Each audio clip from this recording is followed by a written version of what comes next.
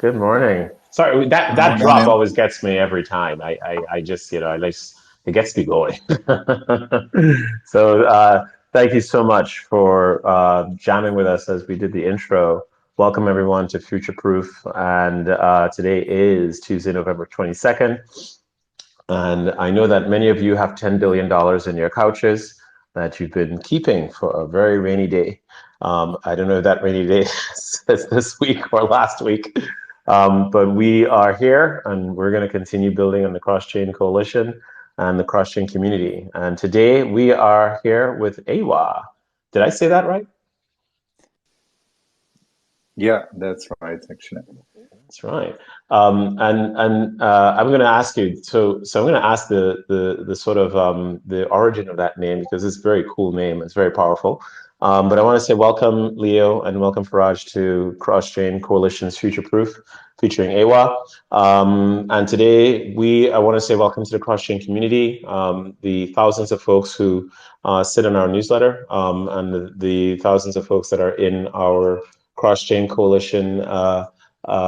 Telegram, and of course the thousands of people who line up for all the cross-chain coalition events at ETH Lisbon, DEF CON, and coming up future events for next year. Thank you. It's a pleasure to have you. And of course, all our sponsors who've been with us, including sponsors such as Curve.fi, that has kept us going for this year. So make sure to check out Curve.fi. So welcome. And Leo and Faraj, let's get rocking and rolling. We're going to talk about cross-chain liquidity and the cross-chain liquidity protocol called Eywa. Introduce us. Tell us more about this project. How did we come about? What is Eywa about? What are the wins? Let's get rocking and rolling. Thanks a lot. Thanks a lot, Tariq. I think overall, Cross-Chain Coalition is a great project to have. I believe that cross-chain is a future of DeFi, future of the crypto space. I mean, there are so many layer one protocols that are, that show up almost on a monthly basis. Some are very hyped, some are not, but all of them, they need bridges, they need interoperability to kind of for users and for developers to use the best out of those chains, and ultimately for users to use all of those capabilities of different blockchains, really. Yeah, So your excellent. initiative is really great to have in such I mean overall. Yeah. So coming back to the how the name was originated. I mean the founding team, we came across this project as a necessary project for the entire space to be connected. So when the idea about the project came in back in 2021, when the DGU, this is like investment and the research part, DGU Labs was working on a blockchain, and they had experienced difficulties moving the funds in between chains efficiently and in a cost-effective manner, and in decentralized way, and they couldn't find lots of solutions, and everything that they tried to use was cumbersome, or it was really very centralized. So they decided to start a project and focus on decentralization and effectiveness of the cross-chain swaps, right? And apart from that, they also focused on one of the main problems of DeFi world is fragmented liquidity. So when projects start to build decentralized applications on multiple chains, they have to split their liquidity in between those chains and basically become less effective due to higher slippages. So if they have like $500,000 for liquidity and they want to go on 5 chains to be traded, they have to split it equally at 100K, put it on Mm-hmm. PancakeSwap, Uniswap, QuickSwap, Yeah. or whatever other dexes, and this will limit their. The founding team came up with an idea to unify the liquidity from all connected chains into one hub chain, and this way they will increase the possibility of the swaps. They will be, Hold on. I'm going to jump in there. All right. So I always interrupt and step on your line, but question, you just said that it will take all the liquidity from the different source chains and go to a liquidity chain hub. Did I get that right? Is that what you were saying? Yeah. So in the original funds in the original chains, they will be locked, and the synthetic derivatives will be minted in the hub chain. So, and that's where the exchange will happen. I'll explain it in very detail, but by having the synthetic derivatives placed in one single chain, creates very deep liquidity pools, like we utilizing curve metapool technology. So this way, the very deep liquidity pools allows for the very efficient transfers. And but hold on a second. We'll slow down. Let's make sure we understand it. When you say deep liquidity pools allow for efficient transfers, are these curved meta pools? So really your protocol is aggregating them into a curve, the liquidity from the various, target, the various source chains into curve meta pools on Ethereum? Is that how we should think about it? Or should we think about it differently? I mean, if listeners understand the curve meta pools, it's basically how curve works with 3CRV token. So the 3CRV is a pool of equal nature tokens. In 3CRV case, it is stable coins.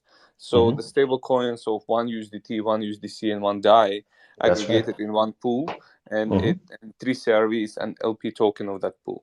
So we came up with an idea that we will aggregate the synthetic derivatives of the stable coins in each chain. So S, for example, USDC Ethereum, S USDC Polygon, S USDC Avalanche, S USDC Phantom, S USDC Arbitrum, etc. We will aggregate those derivatives that are minted when the original derivatives are locked in the specific chain in one hub chain.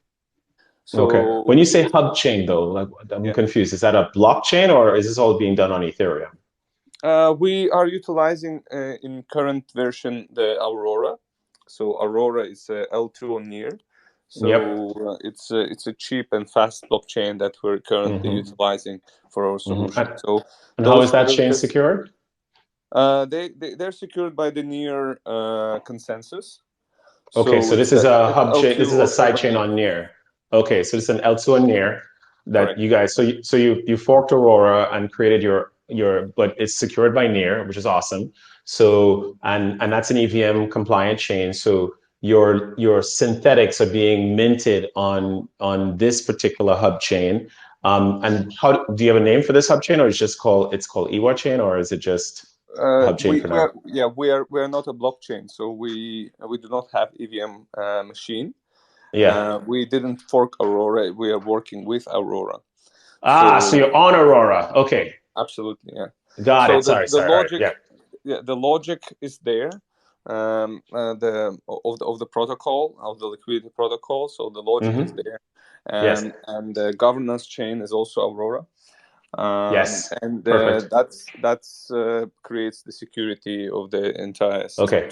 All right. So let's start again. If we would have, help me out here, because I'm the slowpoke, and trust me, this is amazing what you're doing. So I love it, and we just want to make sure we understand the steps. So we have disparate liquidity on different chains.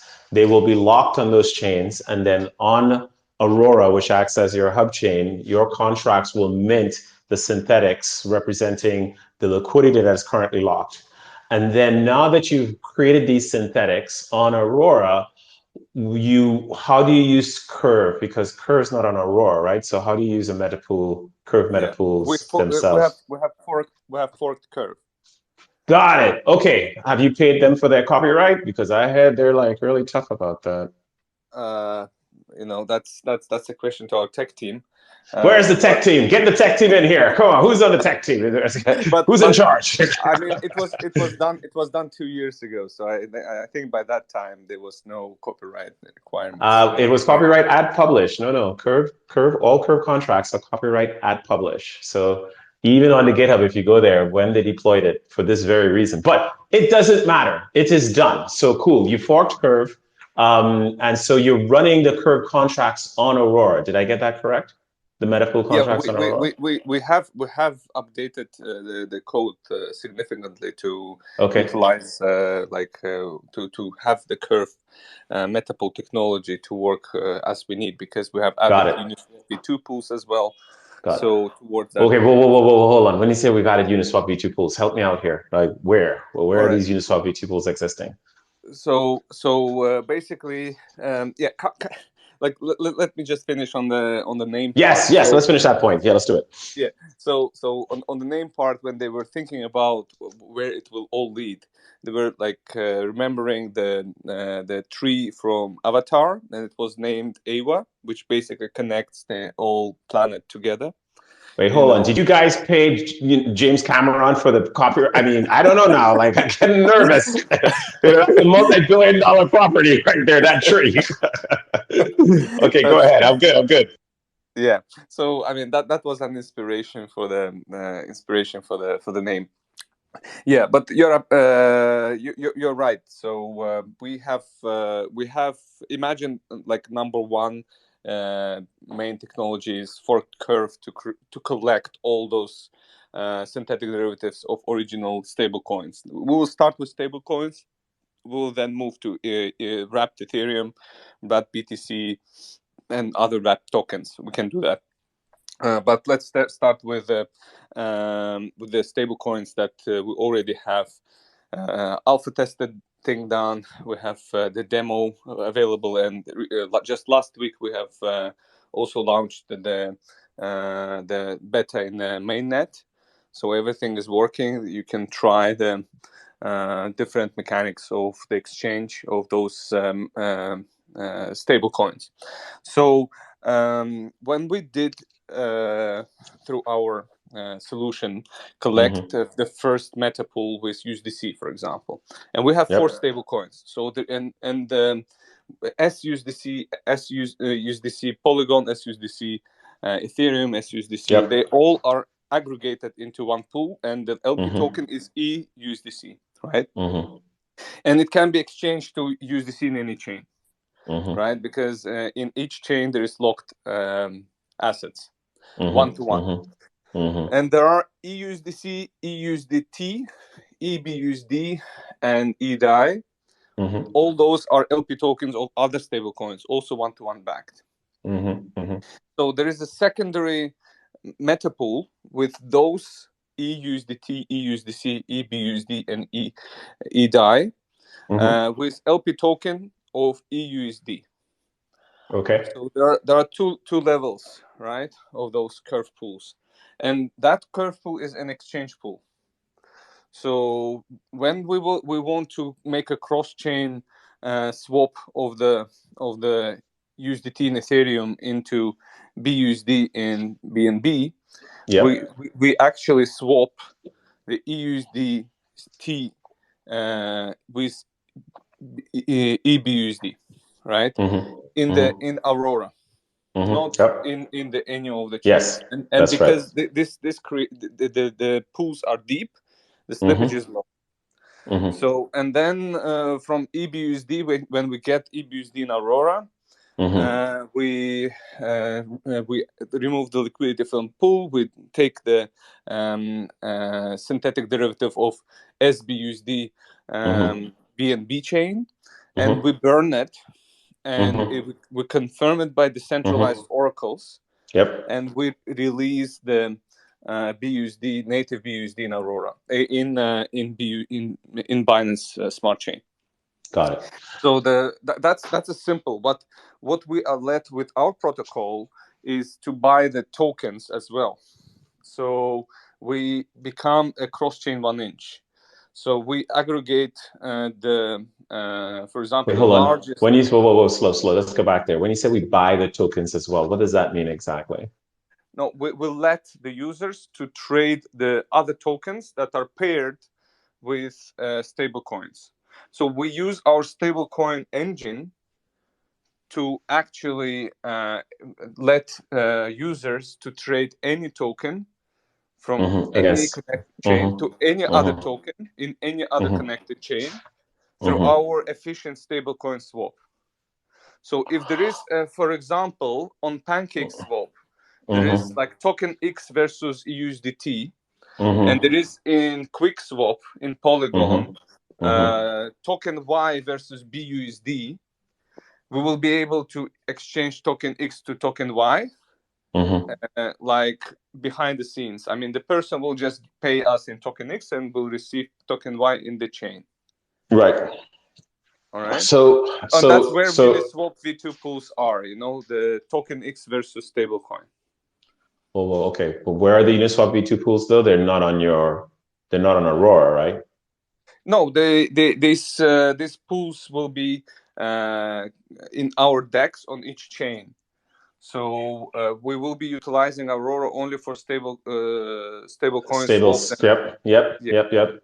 So okay, so you're deploying Uniswap V2 pools on other chains, and those Uniswap V2 pools you manage to essentially settle out into the native token on the target chain. Am I reading it correctly? um, basically we become the cross-chain 1inch. The people can utilize also their token to list Uh-huh. against EUSDC directly. So this way they will be utilizing the deep liquidity pools of Aurora, right? Right. And then they Right. can take also those EUSDC Yes. and deploy it in their own chain as well, because these stable coins Well, hold on a can second. When you say deploy it in their own chain, what does that mean? Like, deploy it in their home chain, for example. okay, so that's the chain the source chain they're coming from is what you're saying, or the target Yeah, chain they're going to? yeah, yeah. I mean, Okay. like the beauty of our protocol, apart from just Mm-hmm. solving the issue of cross chain moves, is Yep. actually it's twofold, right? One is Mm-hmm. efficiency, one is decentralization, but most Yep. importantly is actually for the projects. It's a B2B solution for the projects to fix the liquidity fragmentation part, the one that I've talked about in the beginning. So the Mm-hmm. project actually can keep their own liquidity, all 500K they have collected, Uh-huh. in one chain. If they don't need to split it, and they Well, hold place on a second. their When you say they don't need to split it, isn't the point of the goal to go to another chain where the liquidity is needed? I mean, we'll that's let why it we we'll have the let it we'll let it fragmentation, right? we'll let it happen without it. Okay. So imagine the project is on BNB, and they Mm-hmm. selected to go against DAI, right? Mm-hmm. Mm-hmm. And they set the liquidity pool BNB token X in Mm-hmm. the token X versus BNB in Yep. token X versus DAI in the BNB chain, right? Yep. Yep. So what we let actually the person with USDT in Ethereum Mm-hmm. buy the token X in Avalanche. Mm-hmm. So and that's the everything that person will see. So he with USDT in Ethereum, and he Mm-hmm. will receive the token X in Avalanche. He doesn't even know that the token X Right. is actually traded against against the DAI and where it's traded. Correct, correct. He doesn't care about that. But here's the question. The settlement on Avalanche still requires a liquidity pool to unlock the liquidity on Avalanche. So just to confirm, who's supporting the liquidity for token X on Avalanche? Is that you're putting in that liquidity to settle the native token on Avalanche, essentially release it? Actually not. The Okay. entire liquidity is kept in the chain that they've chosen. So if they've chosen in the BNB chain, Yep. and in that particular case, they have Yep. let us also to bridge their token across all the chains as well. Okay. So we're doing the token bridging. Okay. That's a service that we also provide. But I agree for that. So I agree that the token bridging on the target chain, right? Because in my mind, my understanding is that Aurora is the middle chain. So like you have Aurora as your deep liquidity chain that all lock chains and all target chains will, essentially have their synthetic equals on Aurora. And through your meta pools, you're able to create low slippage, deep liquidity to essentially swap between these tokens. Now, the question I have is, in your example for Avalanche, I get that everything comes in, mixes around and essentially goes to the meta pools. But my question was, now that the user has to get native token X on Avalanche, how is that native token X on Avalanche being settled? Does that mean, like, who mints that native token X on Avalanche? Is that you? Absolutely. Is that Eywa? Yeah. Or is that someone else? Yeah. The native token he will receive actually on BNB chain. Behind the scenes, right? Because that's where the Uniswap V2 pool is. Okay. Token X is traded against DAI in the BNB chain. Once he will receive his Token X in BNB chain, it will be then bridged into Avalanche. Okay, but you will do the bridge. The bridge, you will mint the Token X on Avalanche, right? Exactly. So it will be locked. Okay. It will be locked on BNB and released in Avalanche. Released in Avalanche. Right. Perfect. So here's the question now. It seems to me that in our industry we have a race for who will lock the most and wrap the most, so that there's the most native coverage. It's like cell phone coverage, right? Like you want native token coverage. How does Eywa compete against the other native token wrappers like Axelar and others, so that give these, that is also racing for, sort of, I say, presence or liquidity locking, so that they can then sort of be the king of liquidity unlocks on the source chain? I mean, how are you guys sort of growing that challenge to be like, hey, when it comes to native token access, Eywa is number one, king of the mountain? Yeah. So every competitor, they have their own ball game. They're trying to sort their own thing, and what we are actually doing is we're focusing on one thing. It's decentralization, because sooner or later, when some huge protocols are being hacked, and it already happened, like with Ronin Bridge case, like when 5 out of 9 validators were taken out and 600 million of liquidity were stolen. And it might happen with some other competitors, like multi-chain, only 21 validator. It used to be 24, now it's 21. How much lower it might go? I mean, oh, that's fighting words. Those fighting words. Oh my goodness! It's $2 billion. It's slow attrition. Love it. I love it. It's hot. I love it. Yeah, and you can just Google validator AnySwap. AnySwap is it's the same like multi-chain. You will see the validator names, right? So $2 billion of validators is controlled by nodes called Ahmed with Smile, right? So I'm speaking day after tomorrow on NBX conference, exactly on blockchain vulnerability and cross-chain security. And nice. That's basically, I'm speaking exactly about that how those hacks have happened, and how like we try to fix it, and basically the solutions around it. So first is decentralization. We try to make every lock and unlock to be to be confirmed by 200 validator plus in a decentralized way.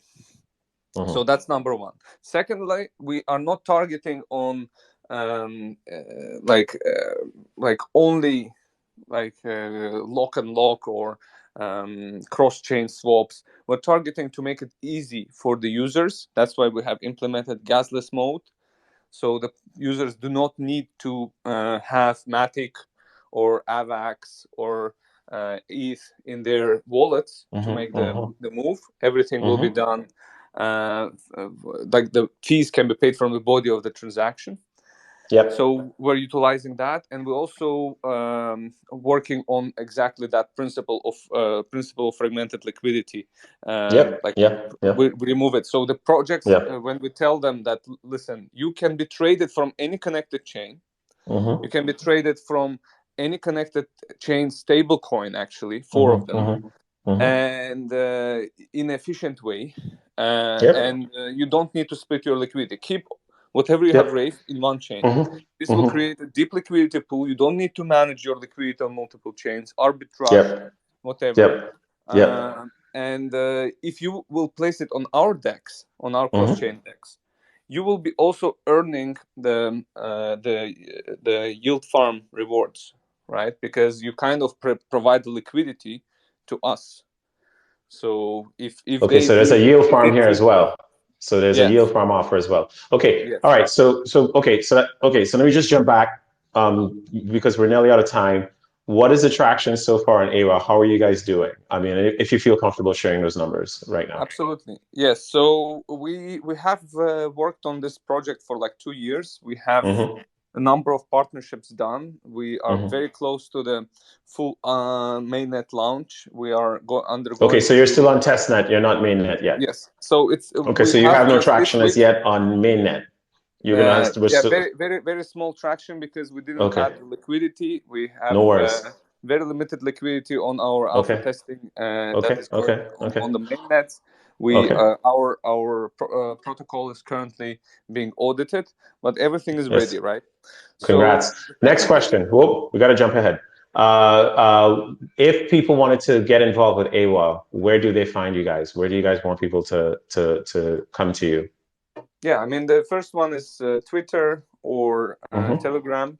So they can message to me, myself directly.